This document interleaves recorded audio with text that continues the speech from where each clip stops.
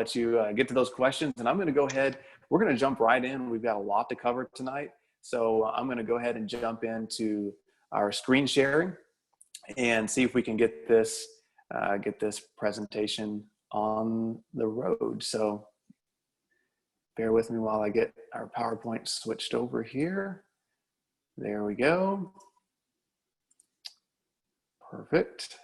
Okay, so this is an exciting month. I want to go over a couple quick resources for you guys before we jump into the nuts and bolts of the bee management. A couple of quick things. So we just put our bees for sale back on our website for spring 2021. So if you guys are at all interested in our Texas 5000 line or really gentle golden Cordovan lines, we just listed those.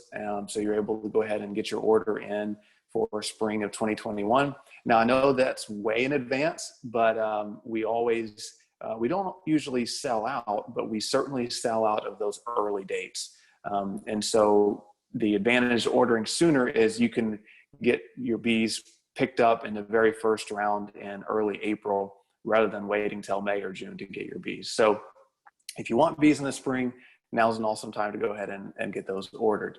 Another opportunity we've got for you guys coming up is a virtual class in really, well, not long, a week and a half or so.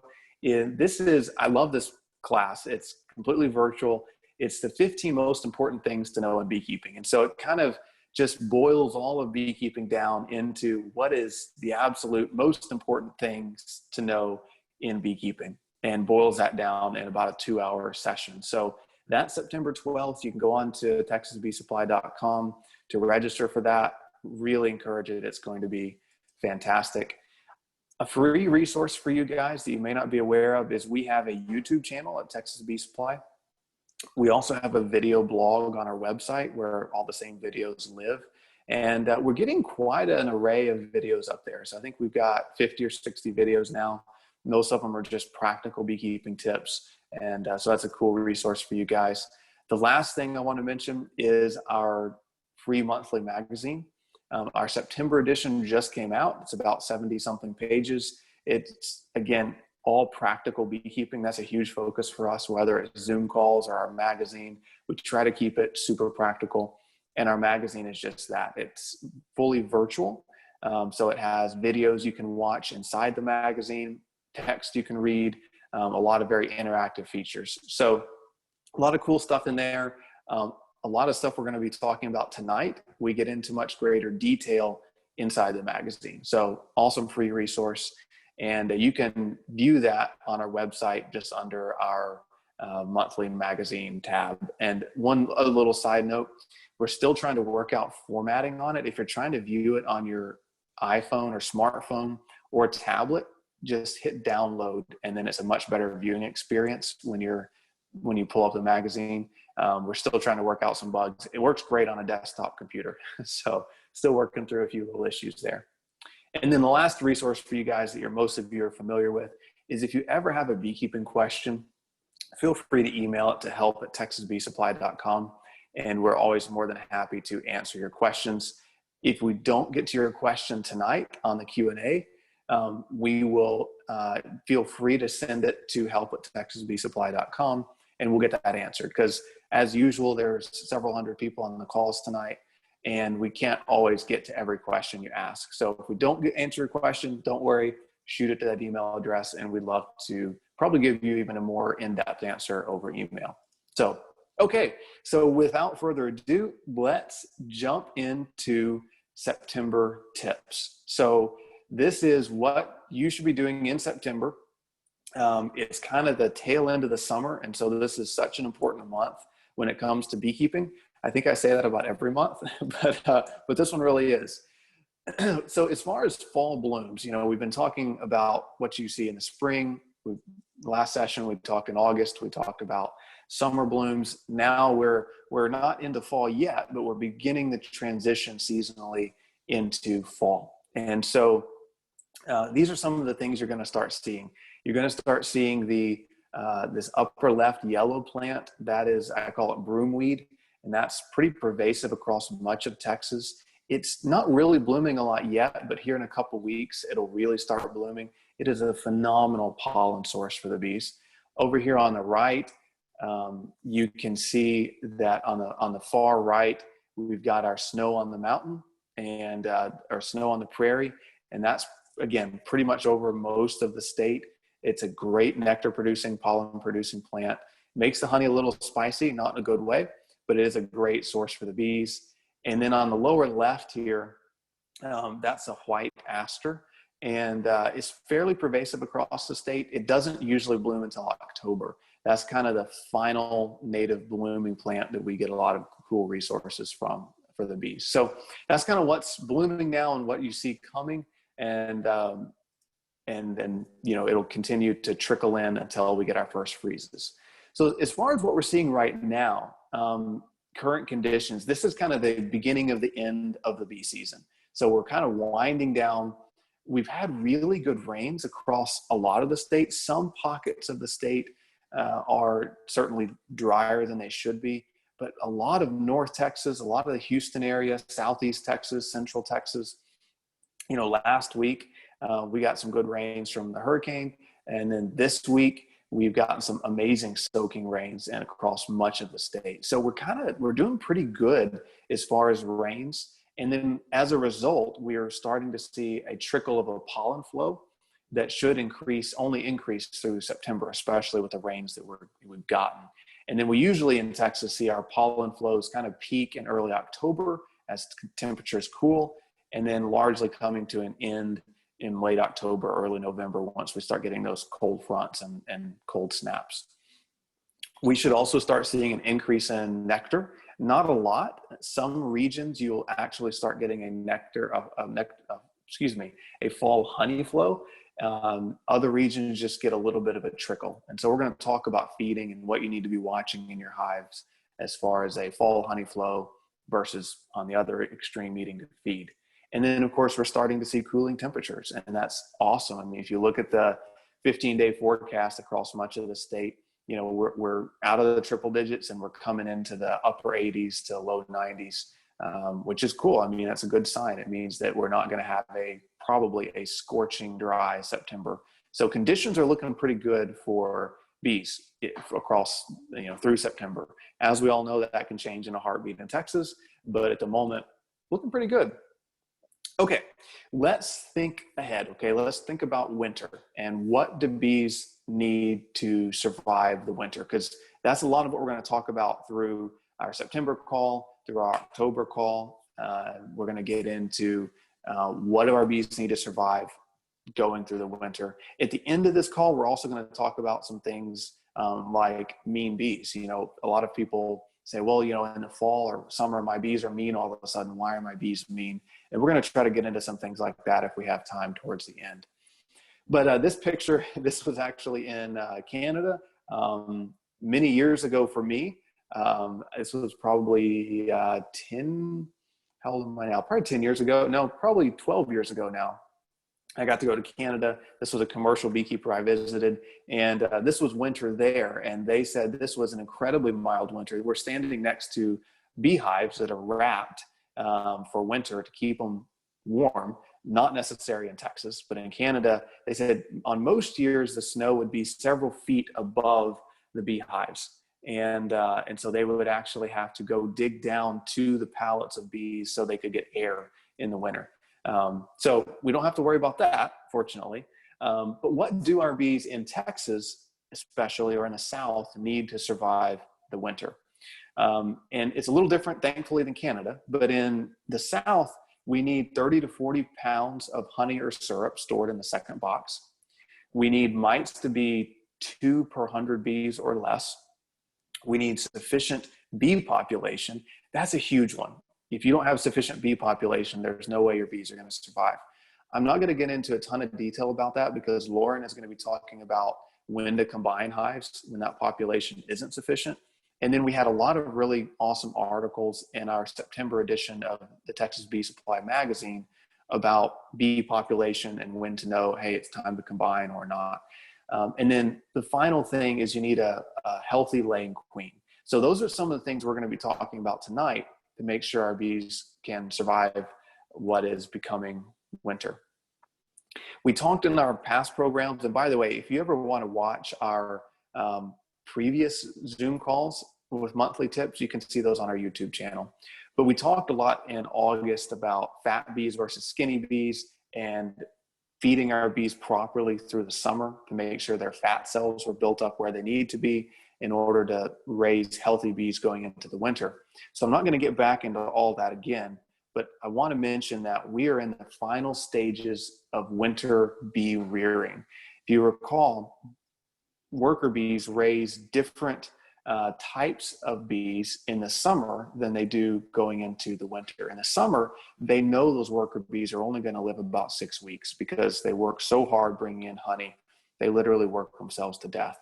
And so they don't put as many resources into developing worker bees as they do in the fall. In the fall, they know that, hey, these bees have to literally survive until February or March. And so these worker bees that are being reared this time of year have to survive for 6 months as opposed to 6 weeks. And so they're really putting a lot of nutritional attention into how they raise the developing bees this time of year. And so we're kind of in the final generations of bees being raised to go into the winter.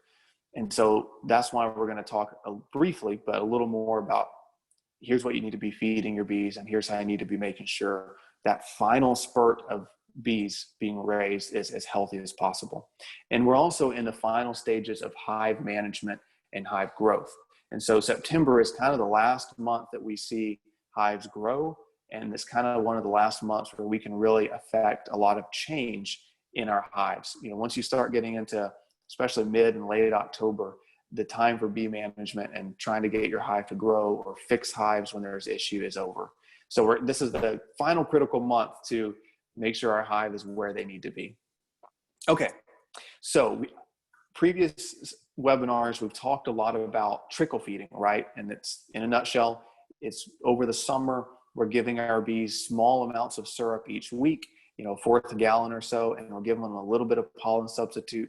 We're kind of over the summer months trying to simulate that nectar pollen flow. So we're just giving them a little bit of food, a little bit of pollen substitute, so that queen keeps laying and they think there's a flow of nectar and pollen and they keep growing. So that's going to start changing pretty soon. Okay. So because as we get into fall, we kind of start shifting away from trickle feeding into preparing our bees for winter. So how that affects pollen substitute. So starting in September, I encourage feeding as much pollen substitute as the bees can possibly eat all the way through November. So September, October, November, I'm giving my bees as much as they'll eat, which is usually on a strong hive, that's 2 to 4 pounds per month. Now you want to make sure that they eat everything in about a week and give them a 1 to 2 day break between giving them a new patty. Because remember, small hive beetles, they do enjoy pollen patties. So you want to put about 1 pound on at a time for an average good sized hive. Let them eat that pound. And then once it's all gone, about a day or two later, put another pollen patty on. And that way they can kind of clean up any larvae or eggs that were in that old pollen patty before you put a new one on. So hopefully that makes sense. Now, the other shift that's coming soon is how we're feeding syrup if your bees need it. And we'll talk about whether your bees need it in just a minute. But when you're feeding syrup this time of year, you can continue feeding 1/4 to 1/2 gallon per week through September. So we can continue that trickle feeding through September until the hive has about 30 pounds of stored honey or syrup in their second box. About the 1st of October, though, we're going to switch to feeding about 1 gallon per week until they have 30 or 40 pounds stored in their second box. So starting in early October, our goal shifts from let's get this queen to keep laying and keep growing and just give them just enough to keep that queen rolling to, okay, if they don't have 30 or 40 pounds stored in that second box by 1st of October, we need to step up the amount we're feeding them to get them to store up an excess in that second box. And the reason we do that is, you know, we can have cold snaps in October to where, you know, if it all of a sudden gets cold, the bees really stop drinking syrup. So if you're in an area where you get a good fall honey flow, a lot of Southeast Texas gets a good fall honey flow. A lot of suburban areas get a good fall honey flow. You may not have to feed much. They may naturally bring in plenty of nectar or honey. And then of course, as you're feeding syrups, you can continue feeding ProHealth and probiotics as needed. So I recommend continuing to feed those. So that's if your hive needs food. Now, a more common thing that I tend to see is I've been feeding my bees since July. They've already got a box full of honey. Their second box is already full.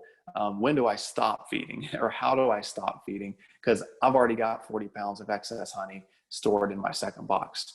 So I'm going to show you guys a video real quick. And this video answers that question in a hive of how to know when to stop feeding or when to dramatically slow down feeding. So I'm going to play this.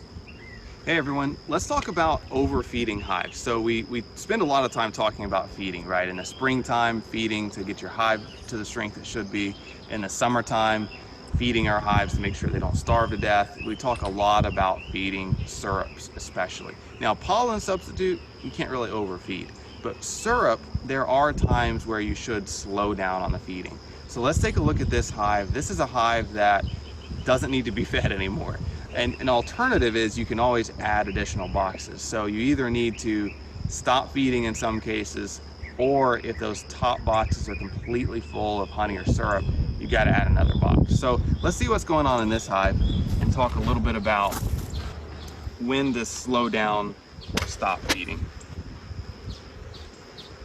There's a small hive beetle, by the way, if you haven't seen them. The most satisfying crunch in all of beekeeping is that little crunch right there. Love that.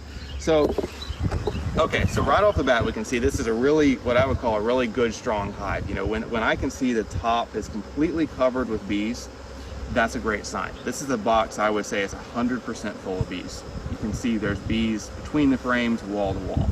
So I'm gonna give them a little bit of smoke.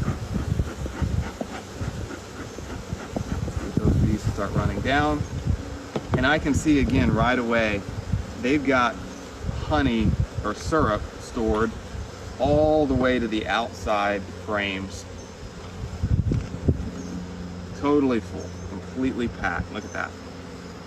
Now if you've been feeding heavily, this could be syrup. In this case it's honey, but if you've been feeding heavily, it could be syrup. So this top box is completely full, wall to wall. So definitely would need to slow down the feeding in a one that's this full, or you could add another box if you want them to, say, draw out foundation for next year, or if you're right before the honey flow starts, say in early May, then you could put on your queen excluder and you could add your honey super.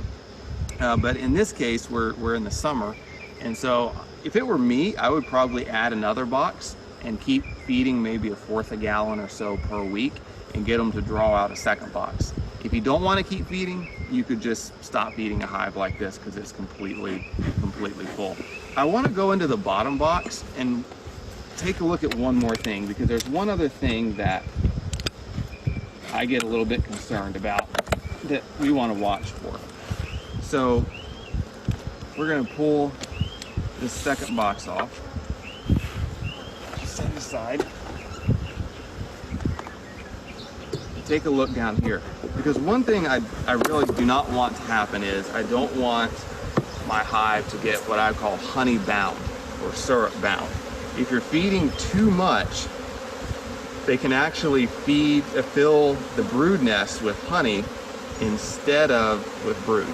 They'll kind of start reducing down the amount of space that the queen can lay. You see, we're kind of making a mess of honey. There's so much honey in here. And so yeah, so this is a little bit concerning. It's not too bad, but you can kind of see they've shrunk down the brood nest area a bit with honey, and every open cell around this brood is full of honey or syrup rather than brood. So I'm going to set this frame aside a little bit. Let's take a look at another frame.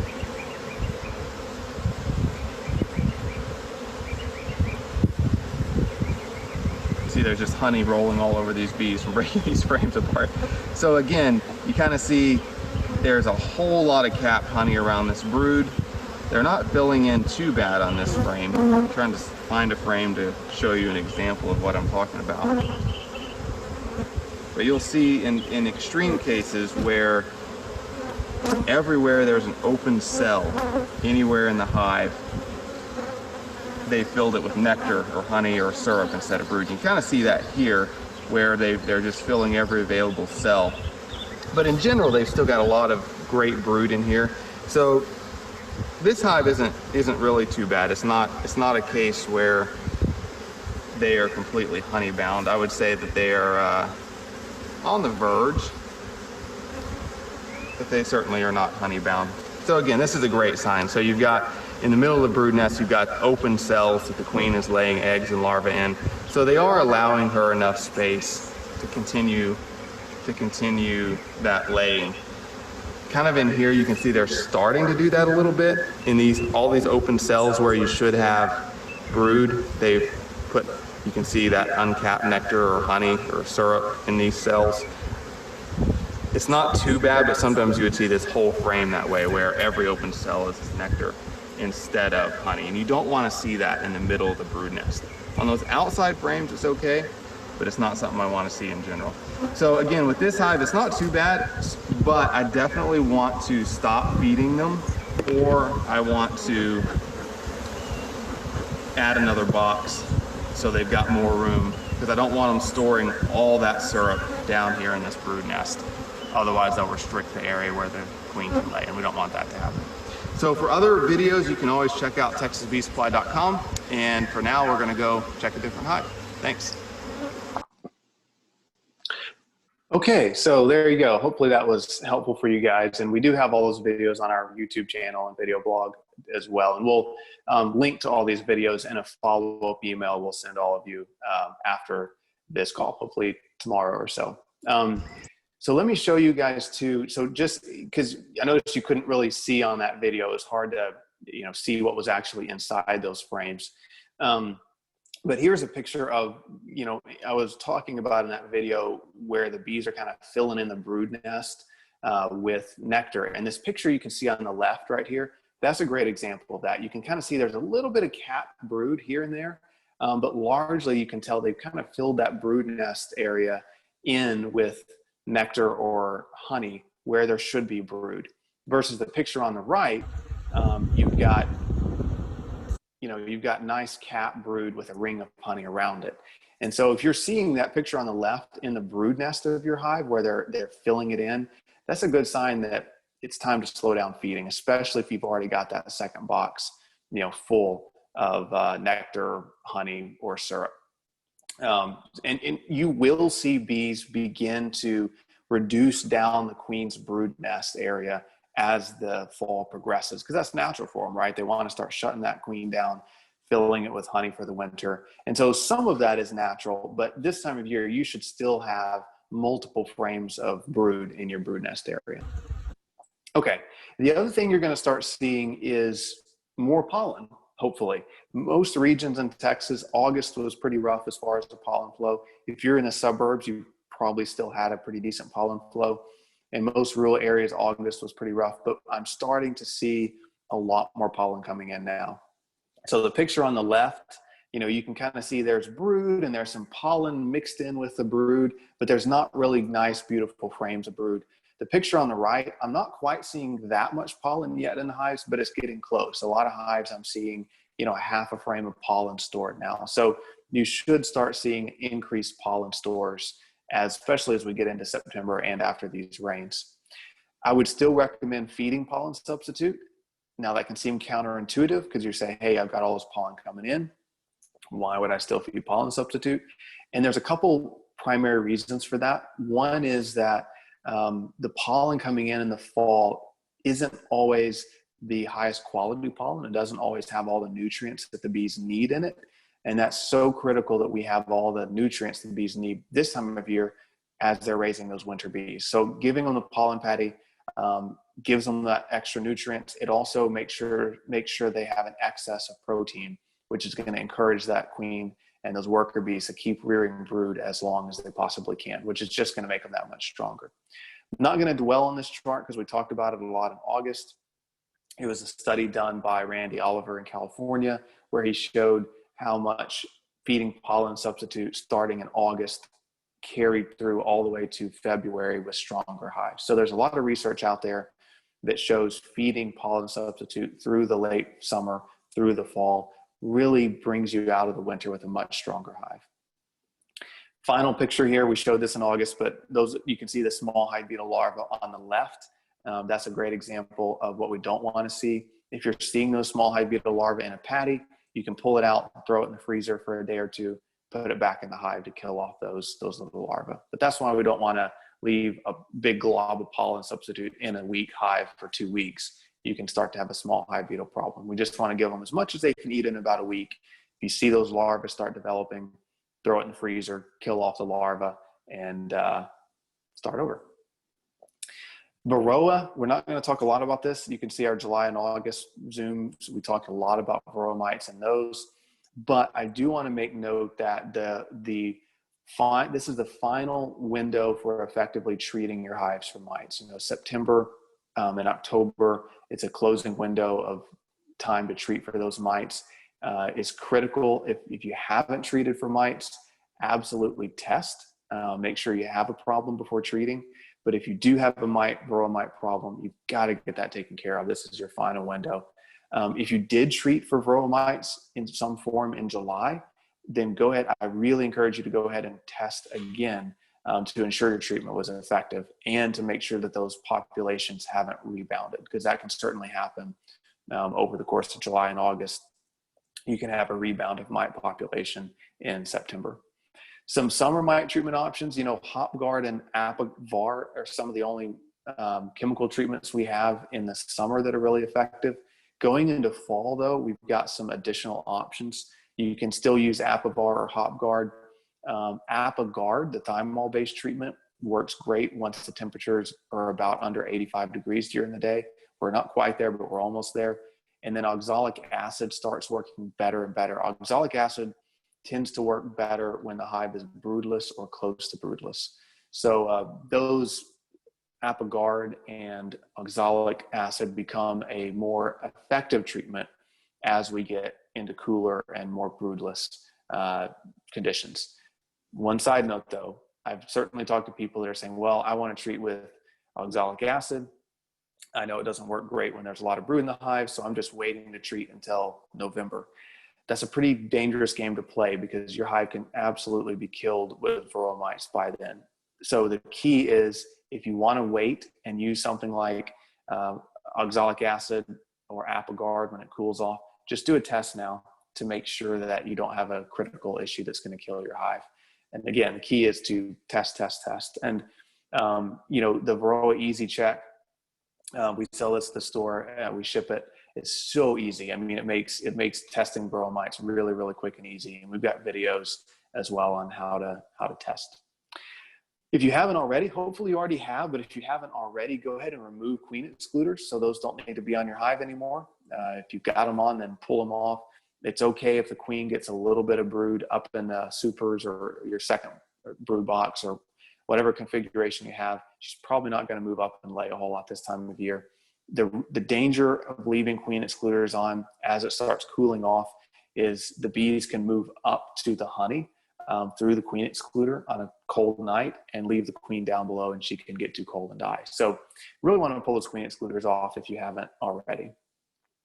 The other big thing you want to do is you want to make sure any honeycomb that you've got, whether it's, you know, you harvested your honeycomb, etc., you want to make sure that you've got it stored properly. So we're going to watch this quick video on how to properly store your honeycomb after you've pulled it off the hive. And so I'm not talking about pulling brood boxes off the hive or anything. I'm just talking about storing your honey supers that you've harvested out of. So let's watch this real quick. And when we get done, I'll talk about a couple options if you don't want to use this product. So, but it's really critical that you preserve what your bees work so hard on, which is building out all that honeycomb. Hey everybody, so let's talk about how to protect your honey supers from wax molds once you've taken the honey supers off of the hives. Now hopefully you've taken the honey supers off the hives, you've extracted the honey, You've put those supers back on the hives for about 24 hours so the bees could clean up all those drips of honey. Hopefully you've left at least one box back on your hive, so your hives are at least 2 boxes tall over the summer. But those excess supers now need to be protected from wax moths, because wax moths will eat up all that comb that the bees work so hard to build if you don't protect them. So I'm going to show you how to protect your comb from wax moths. Now, you don't have to be suited up to do this. we just came out of the bee yard making some other bee yard videos. Though the gloves are helpful because you don't want these wax moth crystals on your hands. This is for reference, this is a 1 pound package of wax moth crystals. Probably don't want to have this in your car when you get pulled over, so you should probably keep this somewhere outside your car because it looks like something else. So if you just have 1 or 2 honey supers, it's really simple. You can get an old sock, doesn't matter what brand, any brand will do, and you're going to put only about 1 ounce of wax moth crystals inside this sock. So this is 16 ounces for reference, so 1 ounce isn't going to be a whole lot. So you're going to put about 1 ounce into this sock. I'm not going to physically do that because I'll make a mess. And then you can tie that sock up. So probably not a super short little sock. So tie that sock up. You can lay it right on top of the honey super, and then you're going to put this honey super inside a big black trash bag.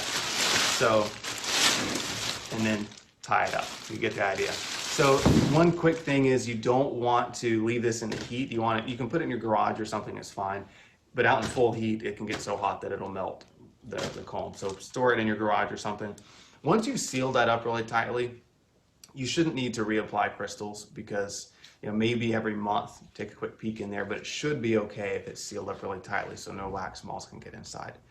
Now, if you've got a bunch of supers, let's say you've got 10 or 20 supers, this isn't very practical, right? Because it's 1 trash bag. So we can do a whole stack. We can take a stack of supers just like this. Now, you don't want to do more than 5 deeps or 10 mediums tall because the crystals won't make it all the way down to the bottom. But you can get a stack of supers, stack them up really tightly so there's no gaps between them. If you do have cracks or something, you can seal them up with any sort of tape. And you can just get a piece of paper and put it on the top bars. And then you're going to put about 3 ounces, now this is 16 ounces, about 3 ounces of these crystals right on top of this paper. And then you can get a lid and put it right on top. And now you're going to need to check this about every 3 weeks because those crystals will dissipate after about 3 weeks. If you open it up and you don't see any crystals, time to reapply. But it should last about 3 weeks or so in a stack like this. And one other quick thing to keep in mind is wax moth crystals, these paradichlorobenzene wax moth crystals. Number one, they're not the same as mothballs. Don't use mothballs because that'll really damage the comb. But they don't kill wax moths, they only repel them. So if you see any larvae, any wax moth larvae in your comb, then you need to put that comb in the freezer for a couple of days to kill those before storing them because it won't actually kill the wax moths or the larvae. So they need to be larva or wax moth free when you store them in this comb. So that's really it. I mean, check them pretty frequently. Your bees put a lot of work into your honeycomb, so check them to make sure that the wax moths aren't getting a foothold. And once you start getting regular freezes in the wintertime, you can stop applying because, of course, the wax moths can't survive real well in freezing temperatures. So that's it. Feel free to check out texasbeesupply.com for a lot of other helpful videos, and we'll see you there. Okay. So a couple quick things before we jump off of that one. When I play videos, I'm scanning through the questions and trying to answer some and seeing what I missed. A couple quick little things on the wax moth crystals. So these are called paramoth crystals. You don't want to, get them from a bee supply company. You don't want to try to shop for yourself because you don't want to get the wrong thing. So every bee supply company sells them. We sell them, Data Ant, Man Lake, everybody sells wax moth crystals, and it's just a crystal that repels the wax moth. So that's what we're using in this video. It's the most commonly used product to repel wax moths away from your hives. So that's what we're using here in this video. Another really quick side note, I saw a lot of you are asking this, and my apologies for not including it. A lot of folks were asking, When I talk about leaving 30 or 40 pounds of honey in a hive, how do you know what 30 or 40 pounds is? So a medium super completely full of honey is about 30 to 40 pounds of honey. A deep box completely full of honey is about 50 to 60 pounds of honey. So we usually gauge it just based on that. I don't typically count whatever is in the lower deep brood box. So when I'm talking about 30 or 40 pounds of stored honey, talking about that's up in your second box. Your bottom box should have, 3 or 4 deep frames full of honey and then a bunch of brood. And so what I want to have that, at least 3 or 4 frames of deep honey in my bottom box and an additional 30 to 40 pounds stored up in my second boxes. Hopefully that makes sense. Okay, so I'm wrapping up here the practical tips, and we're going to switch in just a second. We'll switch to Lauren, but a few other side notes, quick little tips. Requeen if necessary. So September is your last window to requeen a hive. And so if you've got a failing queen, go ahead and requeen. In our last Zoom call, we talked a lot about how to requeen, when to requeen, how to find a queen. So it'd be a great resource to go back and watch if you feel like you need to requeen your hive. Summer brood versus fall brood. In August, we talked about how that upper picture over the summer brood will often get kind of spotty as the queen kind of starts shutting down over the summer, and the bees fill in holes with pollen and nectar. This time of year, starting in September, you should start seeing tighter brood patterns again, like this bottom picture, because the queen starts a kind of final push of laying before it gets cold. So it may be a little early yet, but I've certainly noticed in my hives that the brood pattern's getting a little more compact. She's laying a little bit more, and then we'll often see that through early to mid-October. Just as you don't really need to know that, but I think it's cool. So, okay. So that is the practical monthly tip. So Lauren is going to talk about combining hives and adding brood. And then when Lauren's done, I'm going to jump back on, and we're going to talk about, what are we going to talk about? We're going to talk about, the configuration to put your hives going through the winter. So should you have 2 deeps, or a deep and a medium, or a single? And then if we have time, we're going to talk about aggressive fall bees. So I'm going to take over the question and answer. Lauren, feel free to share your screen whenever you're ready. I may need to stop sharing mine so you can share yours. Yeah. Perfect. And take it away. All right. Let me actually real quick see how I can, I'll leave myself up. I'll distract myself a little bit, but that's okay. Can y'all hear me? Yeah, Lauren, I can hear you. So. Awesome. Just making sure. I start feeling very by myself on these Zoom calls. So yeah, combining hives, adding brood. Really what we're talking about is, since Blake's already covered a lot of those hive management, feeding, stimulating your hives, trying to build those strong winter bees. What do you do when those things aren't working? Like, what are your options?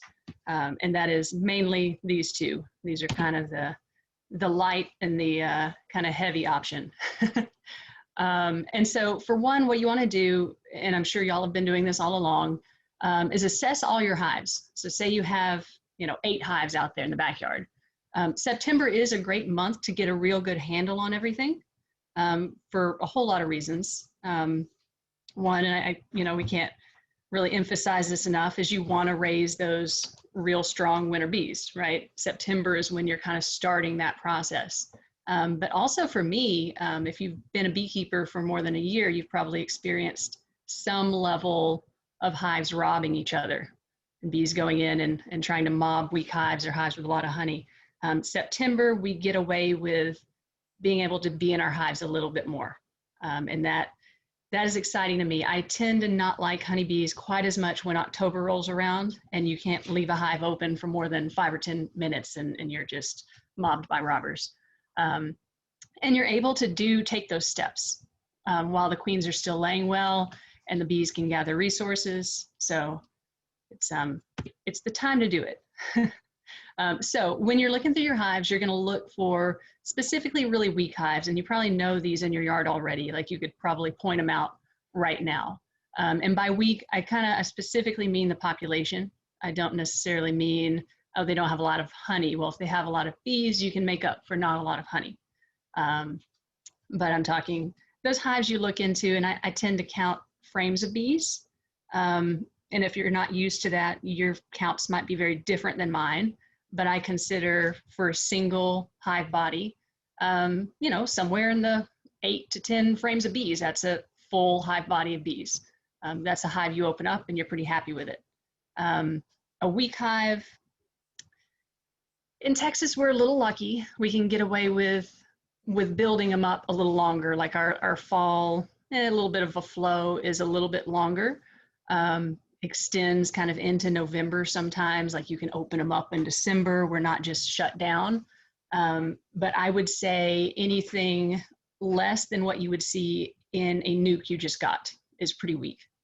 And we're talking, anything less than 4 really full frames, that's going to have a really hard time building up without help. And even that is going to have a hard time building up without a little bit of help.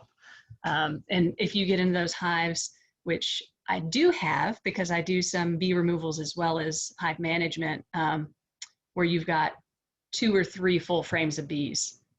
And that if you could consolidate all your bees in that hive, it would just cover 2 or 3 deep frames. Like those are going to be a problem.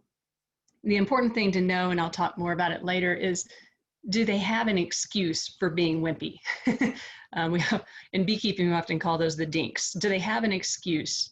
And I'll talk about the potential excuses there later. Check my time, make sure I won't go too far. And make a note actually of all the other hives.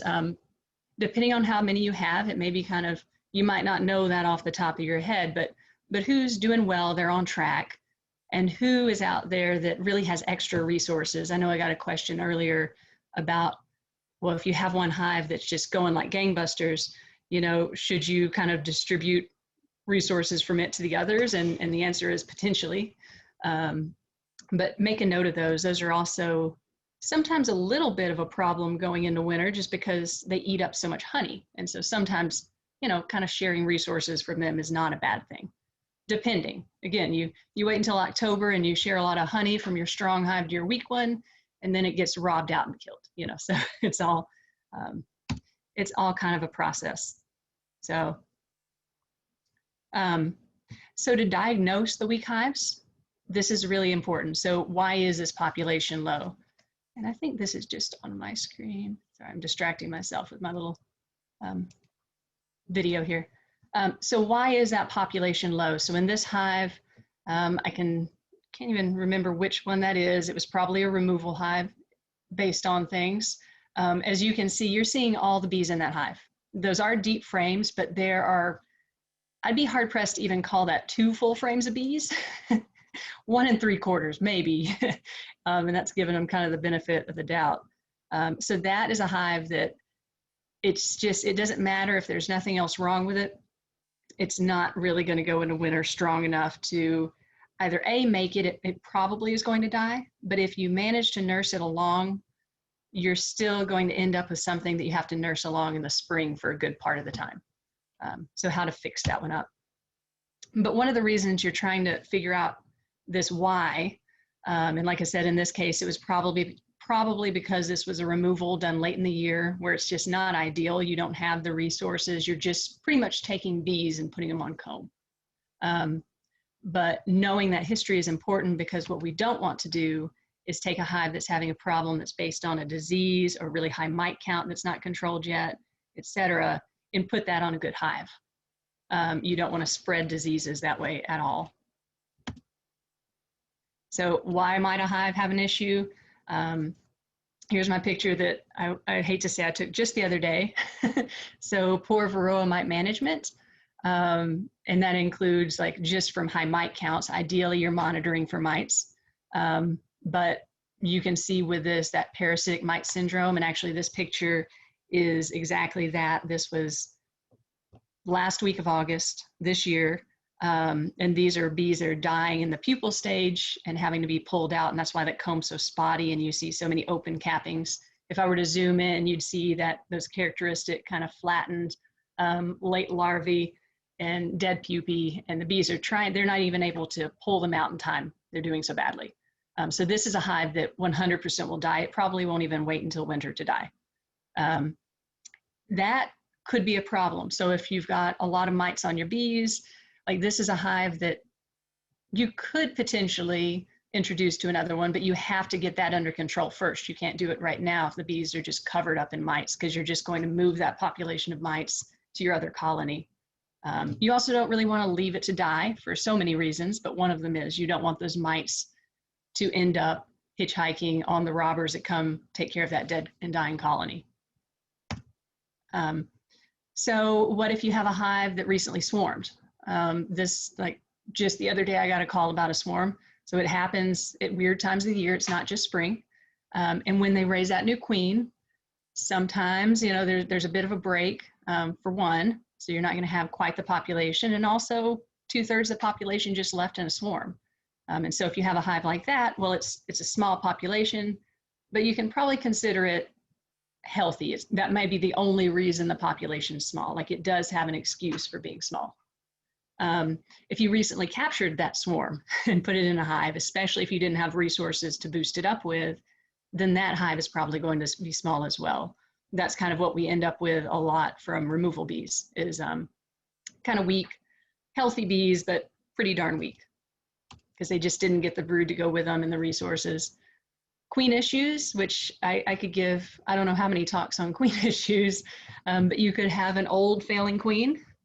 I really try to make sure that my queens aren't, you know, looking like they're slowing down where the rest of the yard is doing really well. And you've got that one hive that the queen might lay okay, but she's got half the brood of everybody else. And she might look a little wobbly on the comb, and she might look a little hairless because she's got some age on her.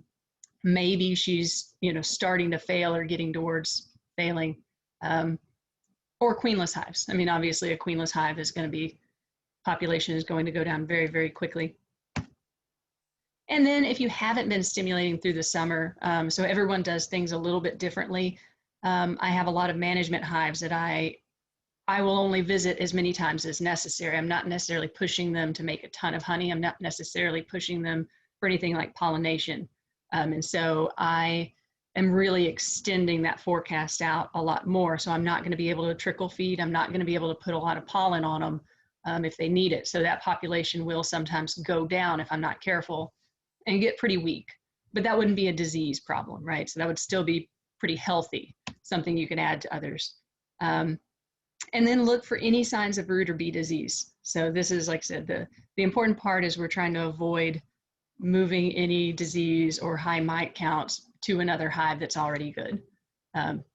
It's kind of like the, you know, do no harm in medicine. Like that's what you want to do with these weak hives. If you want to try to save them, that's great, but don't hurt your good hives with your weak hive, one way or the other.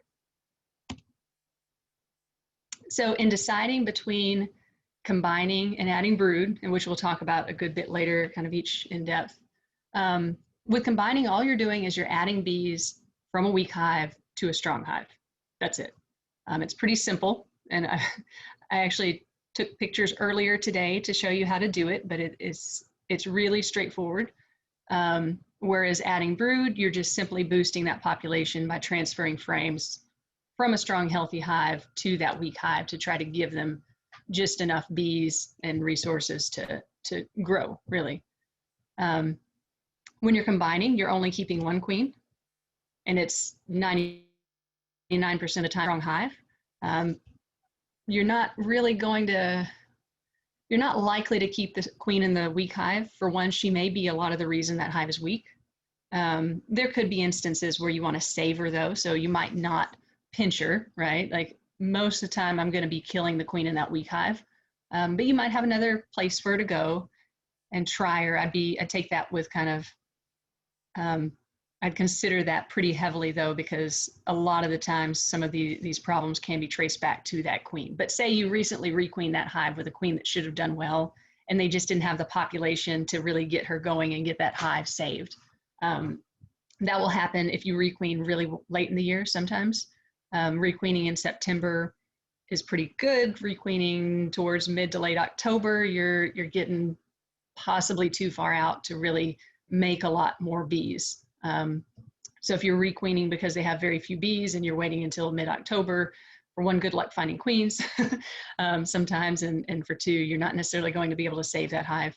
But September is a good month to do it still. And with combining, you really shouldn't do it with diseased hives or those with high mite levels, like I said before.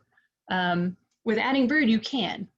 You just have to be careful not to transfer a frame back to the strong hive. So you're only going the correct direction. You're going from healthy hive to weak hive, not vice versa. If it's not a treatable disease, if it has just too much wrong with it, though, even then, be kind of careful. In my experience, especially new beekeepers will nurse those little hives along, and they'll put tons of energy and tons of resources into it. And really, in the end, they probably should have combined them, and they would have made 3 splits before that one tiny dink moved on and became a real hive. Actually, the worst thing is I'll see people that will have a frame of bees and the queen isn't able to continue on and she dies, and they'll buy a new queen and put it in that hive. Also a bad idea. That's just, she doesn't have the resources to make it into anything at that point. She doesn't have even enough nurse bees to nurse the brood that she might produce. So. And combining is one of those things that as the fall progresses, I do it more and more. Whereas adding brood, I kind of do that earlier on. There's a lot of reasons for that. So adding brood as you get into kind of mid to late October and on, in Texas, you're going to have some brood in those hives, in your strong hives, but it's going to get smaller and smaller. So if you're familiar with the way the kind of yearly beekeeping works in Texas, we have this big spring where they expand the brood nest, they start putting up a ton of honey, and then we get in July, August, and everything shrinks down and they go into dearth, and we start becoming really worried that we're going to have bees by September. But then sure enough, usually about mid-September, things start picking up again. They're already in central Texas. I'm out near College Station, Caldwell. They're already putting up a lot of pollen here. And there is, like Blake was saying earlier, snow on the prairie is a big nectar producer already, but we're about to come into those fall asters, the goldenrod. Actually, my title slide was goldenrod, not here, but we do have a good bit of it here. Boneset, there's a lot of fall asters. So think anything that looks sunflower-esque that comes out in the fall. And yeah, so that's why I don't add brood as much as the fall progresses, and combining is really the way to not really, you can't think about it as a loss, but you're salvaging the bees and the resources before you have that loss. So I wanted to just talk adding brood first. So by adding brood, all I mean is you've got this weak hive over here, and you've figured out what its problem was, whether it has an excuse to be weak or whether it had high mites and you have treated it. So you still have to fix whatever problem made it weak, potentially. But at that point, with my little removal bees, there wasn't anything really wrong with them. They just didn't have enough bees. I'm going to go to a strong hive that appears to be disease-free and doesn't have any recent disease issues. And I'm going to look for frames of sealed brood. And what you have to realize now is if you have, 2 or 3 frames of bees that you're trying to save with a sealed brood, you're going to move that brood frame. It has to be heated, so that brood nest has to be kept around 96 to 98 degrees Fahrenheit. And so you have to have bees to cover it to do that, especially as it gets cooler at night. So if you're moving in 3 frames of sealed brood and you have 2 frames of bees, there's a good likelihood that some of that is going to get chilled and die anyway. So kind of only move what you feel like the bees can cover. And if you happen to move a lot of open larvae, they actually have to be fed. So you have to have nurse bees using resources on those larvae. So be real careful about that. Try not to have a whole lot of open larvae if they're really, really weak. If they're just, 4 frames and you want to boost them up, it probably is fine to do that, to maybe add a little open larvae. But yeah, don't give it more than it can handle. Don't overface that weak hive by moving in a good frame of strong brood that then gets kind of wasted. when I'm looking for these, if I'm really concerned about a hive and I'm really doing my best, I put variable amounts of effort into things depending on whether they're my home bees or management clients' bees. But I might even go to the point of scratching the cappings. So I'll take my hive tool or my fingernail and I'll look at that sealed brood, so those pupating bees, and I'll scratch the top off, and just that kind of papery capping they put on them. And I'll see if they have at least dark pink to purple eyes. That's one of those last things to happen, kind of on the last, little stretch of days before they emerge as adults. So that means that that hive's going to get a boost of bees quicker. They're not going to have to incubate them as long. If you find those purple-eyed pupae, if they're still, you can scratch open cells and you can still see a stretched out larva, or you can scratch open cells and you can see pupae that have totally wide eyes for a while. And those are just going to take a little longer to emerge. And your whole point is to give this hive more bees. And so I tend to do that. Or you can find a frame with emerging bees. I mean, I think most of us have done that, because the first time you find that, everyone says, "Ah," right? Emerging bees are going to be adopted just fine by the new hive, so you can move those.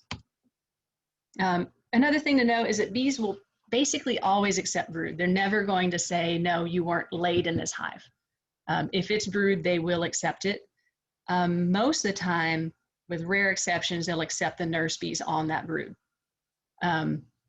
This is especially true with weak hives. So the weaker a hive is, really the less it can protect itself anyway, the more accepting it is of just foreign bees being shaken in.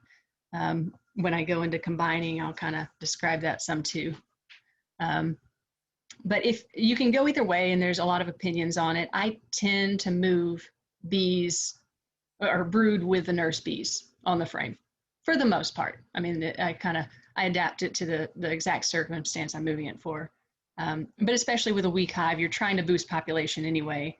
What I'll do is I'll look really closely on that frame, make sure there's not a queen, make sure that there's, no disease. I'm not, dragging that strong hive down too much. You definitely don't want to move the queen. And then I'll move it. But you can absolutely shake or brush those bees off of that frame and transfer it with just the brood. And that'll pretty well always work. So it's kind of just rule of thumb, but and know that bees that emerge from that frame don't have another home, so they're not going home. So if you were to move, so say I move a frame with some nurse bees, but there's also some foragers on it, there's a possibility they'll fight, but for the most part, the problem is they're going to go back home. As soon as they leave that hive, they're going to turn around and go back to where they know they came from. And so with the nurse bees, but especially with the brood, they're going to stay in that hive and help that hive. So here's what I'm looking for when I'm talking about a strong frame that's healthy. This is kind of an ideal frame to move. So if you move this into a hive with, say, 3 frames of bees, these aren't as old. You see these larvae around the edges? So they've got a few white, big uncapped larvae here. They've got some pollen mixed in here and around the edges. They've got a little bit of nectar, a little bit of honey. So I'm boosting this in more ways than one if I move this frame. And this is from September, actually, last September. Great brood pattern, no real disease. They'd been checked for varroa and they had low counts. This would be great to move. Like I said, the only thing I could have done a little bit better is if I did pick one with somewhat older brood, because I can tell you, based on these being uncapped still, these are probably going to be a little bit fresher under those cappings. They're going to wait a little longer to come out, but that's what you want to see. And I don't think I put it in a bullet per se, but I wanted to mention too, you don't want to rob Peter to pay Paul if it's going to kill Peter. So you've got these strong hives like this. If they are busting over with bees and they've got, 5 or 6 frames of brood in September, absolutely use them as a resource, but don't go in there and strip all the brood away from your strong hive to fix your weak one, because you're just creating another problem. So this one's a go for winter. Like this one, I'm not going to have to worry about. And if I go in and I rob it down too much, well, guess what? Now I have, maybe one that I've helped a little bit, but it's probably still not amazing. And then my used to be strong hive is now kind of wimpy, right? And so you've pulled this strong brood frame out. Introducing in the weak hive is as easy as can be. So you just put that donated frame of brood in the brood nest area. If it happens to be a queenless hive, or one you're going to be introducing a queen to, so it has no brood right now, you're just going for the middle of that cluster of bees. If it has no brood, those nurse bees or the bees that are going to become nurses are going to kick in and they're going to fill in around it. But yeah, it's always nice when you move a frame and you see these emerging bees coming out. Like, you're instantly giving them a population boost of brand new healthy bees. That's the other thing. So like that frame I showed earlier with the parasitic mite syndrome, even the bees that emerge from that frame are really, really affected. Like, they're not going to live long. I've been collecting deformed wing bees, which is also associated with varroa mites. And, you put them in a cage with some attendants and you leave them in the sun a second too long, they're dead, whereas the attendants are still running around. So this is not only giving them more population, but a healthy population when you do this. And if there's really low chances of that weak hive being so because it's diseased, you just take a frame out. I usually take one that has no resources on it. So no brood for sure. That would be kind of counterintuitive, right? No brood, unless they're just chock-a-block full of honey, which sometimes happens with a weak hive that, say, just swarmed. I tend to not take that either. I'll usually try to take an empty frame, or maybe if they have an undrawn foundation, I'll take that and I'll give that back to the strong hive. And especially if you take a fully drawn frame where all the wax is in place, that strong hive is going to fill it much quicker.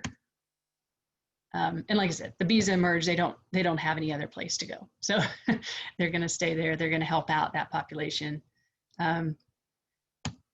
So I was going to mention too, another reason that your hive can be weak and stay weak is just if you don't have enough population, and this applies any time of year really, but especially in the spring and fall, if you don't have that population, they just don't have the workers to go bring in that honey. There could be honey right outside their door. They can't do it.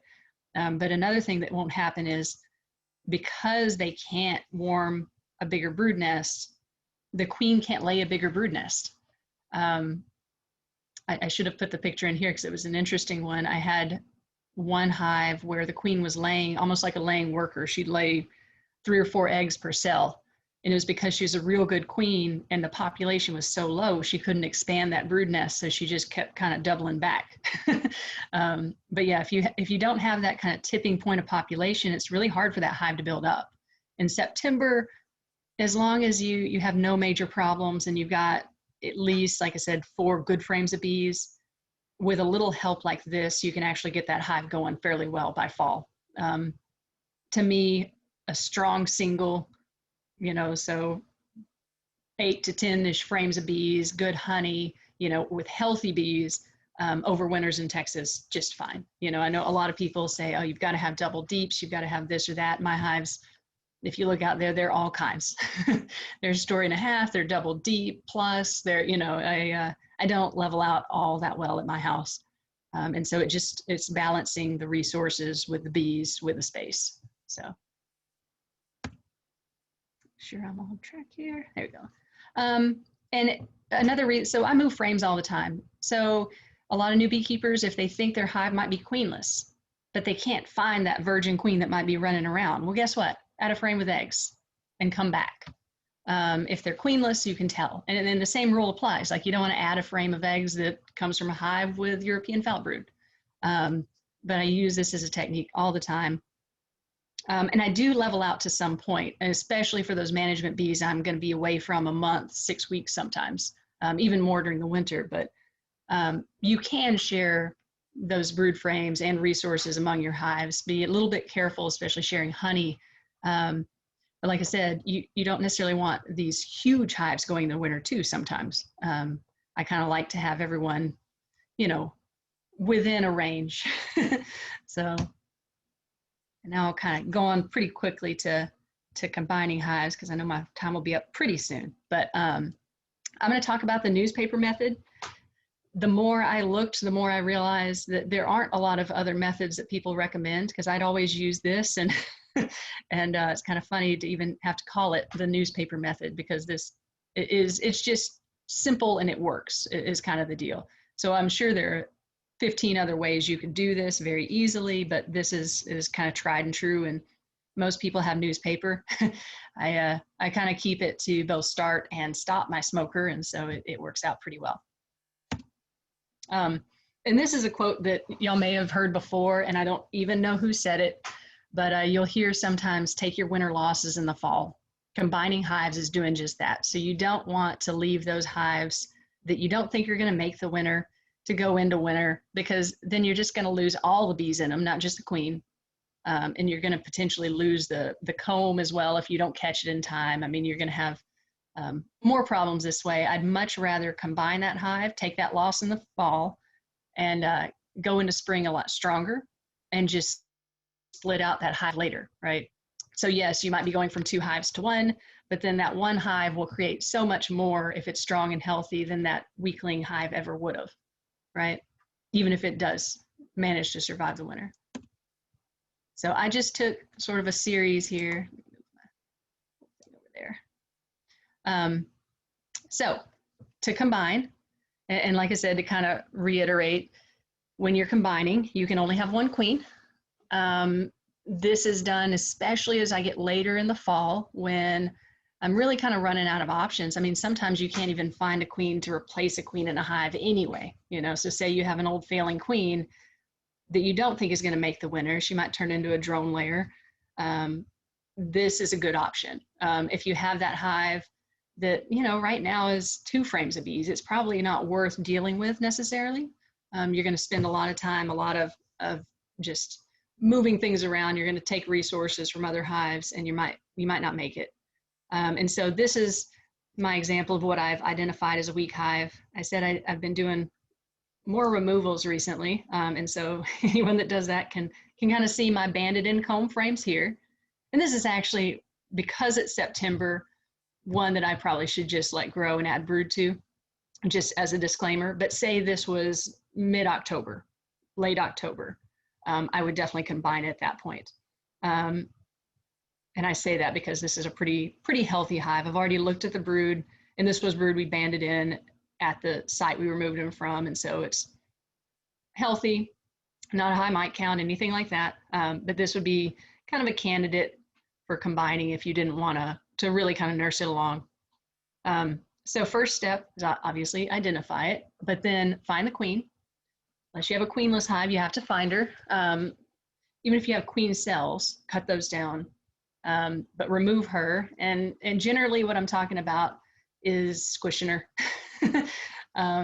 You can use her to, you know, maybe hold some other bees, but really consider why you're keeping her if you keep her, because like I said, so many problems can arise from or be just exacerbated by a queen that's kind of poor. And this queen's great, like that is the actual queen from that hive. She's doing fairly well, but say she wasn't. And then I've identified this pretty strong, healthy hive, and I've removed any kind of excess dead space. And someone asked earlier, well, what do you mean by that? I kind of mean little to no resources. So not really any honey up there, any pollen, no brood for sure. And there may be a few bees running around, but I might just tap those out on the cover and add them back in. Because what you want to do is combine that new hive kind of right on top of bees. So it can have supers on it, but it can't have, you know, supers that no bees are running around on. And so I've kind of done that here. So you can see, I mean, that's a good 9 frames of bees right there. That with a lot of honey, I would overwinter just fine. So you take that one, you take your sheet of newspaper, and luckily it fits pretty well. And you can place that right on top. All this propolis at the sides and a little bit of burr comb that you can't quite see right in there. That is super helpful, because as soon as you place your newspaper, the wind will blow. It's just a rule. If you don't have newspaper, I was telling Blake earlier, I've definitely done this with McDonald's napkins. It takes more than one. But any sort of just temporary barrier is what you're going for. So you put this down on the strong hive. I tend to cut 2 or 3 kind of longitudinal slits in it just to kind of get them going, get the pheromones blending, that kind of thing. But that's definitely optional, and you'll hear people argue against it. I would lean more towards that if it's a really weak hive, you're combining with a somewhat weak hive, which I wouldn't recommend anyway. So I pick up the weak hive off the bottom board and I just plop it right down on the newspaper. So it's just like a super, but there's newspaper between them. Add the cover. And so all that's going to happen is, especially these strong bees, they're going to pick at that newspaper, and over really just a few days, they're going to open it up, and the pheromones are going to blend. The new bees are going to kind of accept the queen, and the old bees are going to accept those new bees. And it just avoids all the fighting that you can get. There are variations to this. I mean, you can kind of experiment with it, especially I'll do that on hives I'm not worried about losing. So if I have just two hives that are really weak, just to see if they might go, I might just smoke them heavily and kill one queen and put them in together. But it's because I don't have a lot to lose if they do fight and kill each other. So especially if you're putting them on a strong hive, I like to have something like the newspaper to kind of give them a few days to really acclimate. So considerations, like I kind of briefly talked about cutting slits in the newspaper, I do it, and you're not just opening it up, but I take my hive tool if it's fairly sharp and just make a few kind of where the air can communicate fairly quickly. If it's super hot, especially if that weak hive is not terribly weak, you may actually need to provide a little ventilation, so you can make just a top entrance even with just propping a stick under the migratory cover, right? Or putting a screen vent on or a screen inner cover. But it's not usually too much of a problem later in the fall than with weak hives. When you're putting on a weak hive, they've got a lot of airspace anyway. When to remove the remaining newspaper, they'll usually take everything out but the stuff that is sticking out of the hive bodies, honestly. And they'll do it pretty quickly. So when I check and make sure that everyone's happy and getting along, I will go ahead and kind of take off that excess, but they take care of everything they can get to for the most part, and especially if that bottom hive is pretty strong. And if that bottom hive, it doesn't have to be the strongest hive in your yard you set these on. They just have to be doing well, look healthy, and be fairly populous, right? It doesn't have to be, a triple deep that you put these on. If it wasn't very full at all, you might actually go in, especially if you stacked a deep with very few bees on it, and kind of consolidate things back down too, because you don't want just 10 frames of nothing sitting on it once they do get through that newspaper. And hopefully that's appropriate timing somewhat. So just knowing how and when to move frames is really helpful as a beekeeper. I use it all the time. I mean, like I said, you have to be fairly confident when a hive is having a problem and what that problem is, but past that, and then you have to know, how much you can pull from a strong hive to not hurt it. But I will use that in a whole lot of situations. And that whole, take your winter losses in the fall, I really do believe in that. That's so much better than just worrying over that tiny, tiny hive that is not a big loss in the first place. Like, go ahead and save all those bees, save your equipment, and combine them if you need to. And if you use those techniques, if you got your feeding down and your other management practices down, you're going to have those strong winter bees. They're actually going to make something of themselves in the spring. So I think that's all for me. Let's see, stop share. Awesome. Well, thank you so much, Lauren. That was great. It occurred to me watching that, I don't have newspaper anymore. I was like, so many of us no longer have newspapers. I can't use my iPad to combine a hive. So the penny saver. There you go. The penny saver. I'll have to go find some newspaper somewhere. So awesome. Okay. That was wonderful. In the back to questions. Time we've got left, I'm going to hit a couple more quick topics and then we will call it a night. So, I know we've got about 15 minutes, and so I can tackle this in 15 minutes. And we're going to talk a little bit about fall, winter hive configurations. And so this is really talking about, kind of what Lauren got into. If you've got a single box, can you overwinter in a single box? Should you have two deep boxes? Should you have a deep and a medium? What and why? And in this discussion, we're going to talk about brood boxes, not honey supers. Okay. So we're not talking about in March adding honey supers. We're talking about what should our hives have as brood nests? So that area below the honey supers where the brood is being reared. So how much space do bees actually need? So a queen laying at full capacity, so as fast as she can keep 8 to 10 deep frames full of brood. Okay, so not a whole lot. It only takes 8 to 10 deep frames. That's when a queen starts maxing out. But they need more space than that because they've got to put honey somewhere too for storage. So some general rules of thumb as we kind of get into this topic. Number one, except during or right before a honey flow, I recommend each hive having 30 to 40 pounds of excess honey or syrup stored in a second brood box in general. Number two, in January through September, when the top box becomes 80% full of bees or honey, you can add an additional box.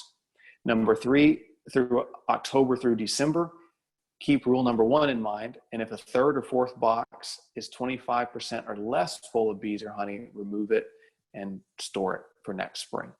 So those are some general rules of thumb to consider as we go through here.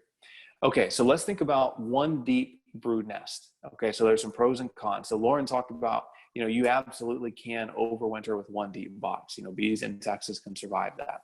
Some of the pros are that less equipment's needed. You don't need as many upper boxes.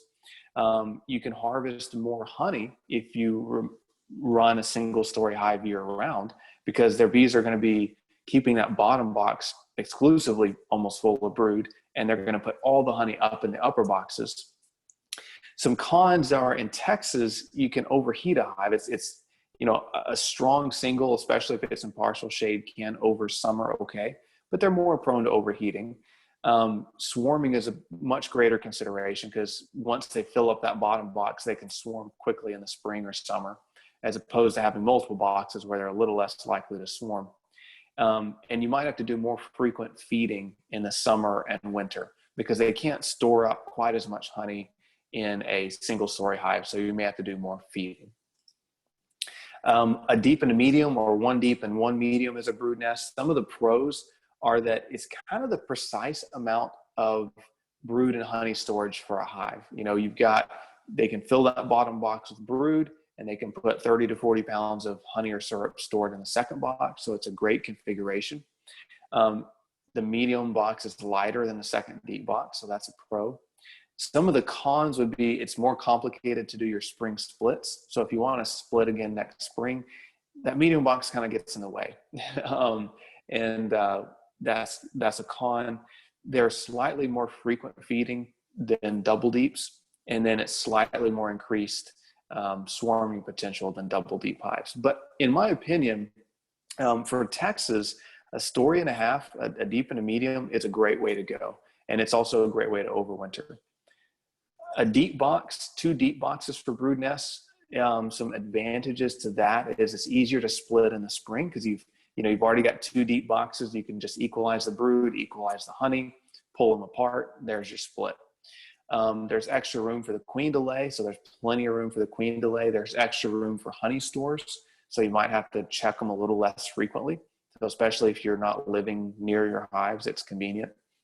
There's extra room during summer months, again, so they can store extra honey.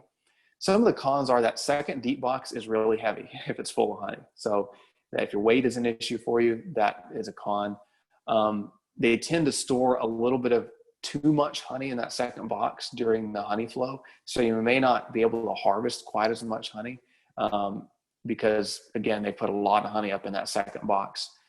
Double deeps are most commonly used for commercial beekeepers. We use that all the time, but it's often because we're putting our bees on a semi truck and shipping them across the country, and they need that room to stay cool. But then we also can't be in our hives every single week to feed if they need it.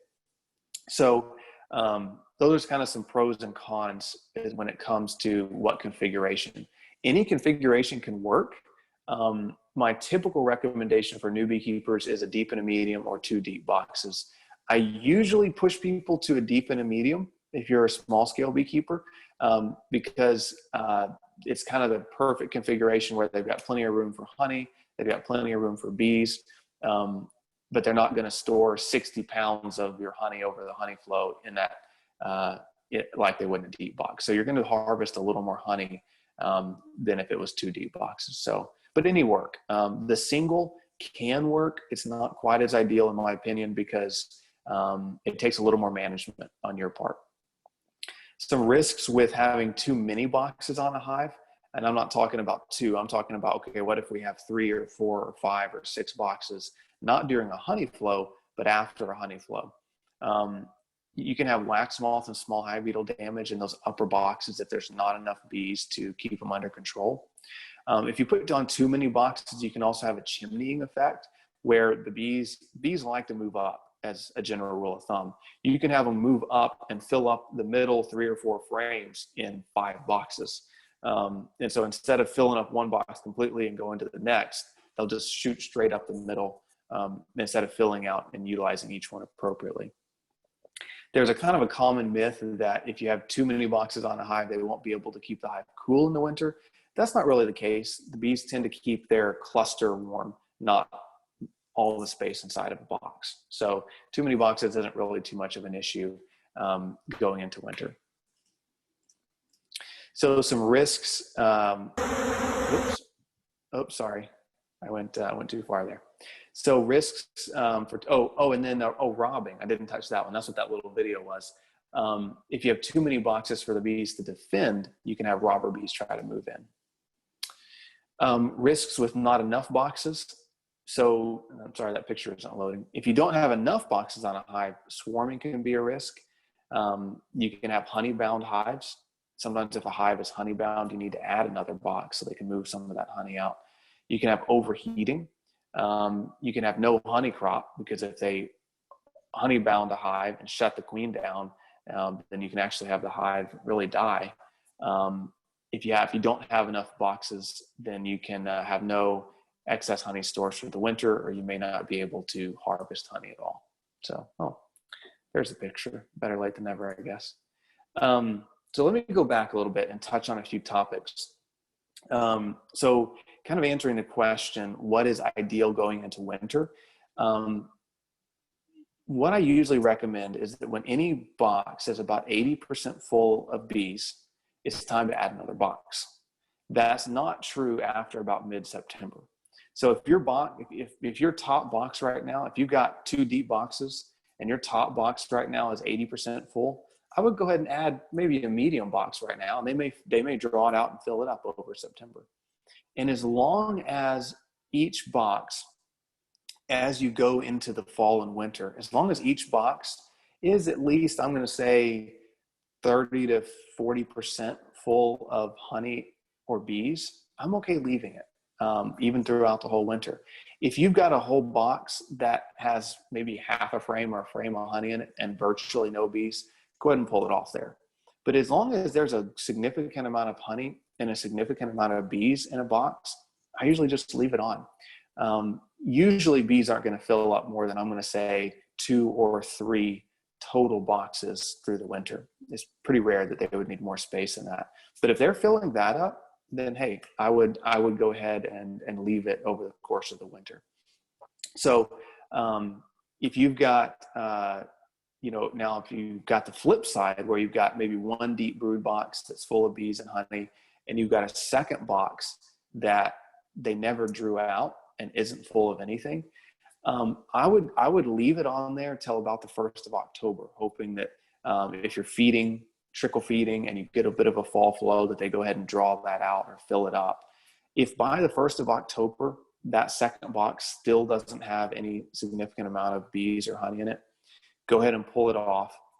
And at that point, I would just overwinter as a single story hive, which, as Lauren talked about, is fine. You can overwinter a single story as long as it's got the adequate bee population. You just may have to check them a little more frequently, maybe check them every 2 or 3 weeks.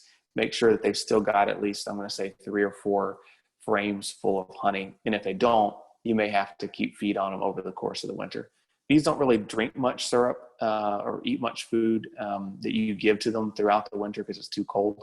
But on warm days, they still will bounce up there and drink that syrup. So that was a little bit fast, I know. If you have any questions or something wasn't clear, you can always put them in a Q&A box. I always stick around and for an extra 5 minutes or so and answer any that come in. And you can also always send them to the help@texasbeesupply.com. So the next topic we were supposed to talk about is defensive bees, and we are completely out of time. So here's what I'll do. I will record this section, so it's about 15 minutes, on defensive bees in the fall. So I'll record this, and then I'll post it onto our YouTube page and onto our video blog on our website. And so you'll be able to view it just like a recorded webinar. And that way you don't miss out on this topic. I thought about just saving it until October, but you probably want it sooner than that. So I'll record this. It'll be about a 15-20 minute video, and I'll have this put up, I'm going to say by Monday or Tuesday. If you want, you can shoot an email to the help@texasbeesupply.com email address, and I can send you that clip. So let me shoot through here real quick to the end, and I think there we go. So there's the email address you can shoot any questions to. As a reminder, sorry, I moved too fast for it. As a reminder, we will be sending out, it'll probably be Saturday before we get it out, but we will send a follow-up email to all you guys, and that'll have a registration link for the October call. It'll have links to all the products and videos that we referenced throughout this call, and it'll also have a link to our monthly Texas Bee Supply monthly magazine. So you'll get that in the next day or so, and with that, you can put a few more questions in the Q&A box. I definitely want to thank Lauren for jumping in and helping tonight, and her presentation was phenomenal. Really appreciate that help. Appreciate all you guys logging on again, and can't wait to see you in October. And shoot me an email at the help email address if you want that aggressive bee video, and then you can watch for it on YouTube and our video blog in the next couple of days as well. So, and Lauren, thanks again. It was a pleasure having you. Oh, you're very welcome. Thanks to everyone for being so quiet.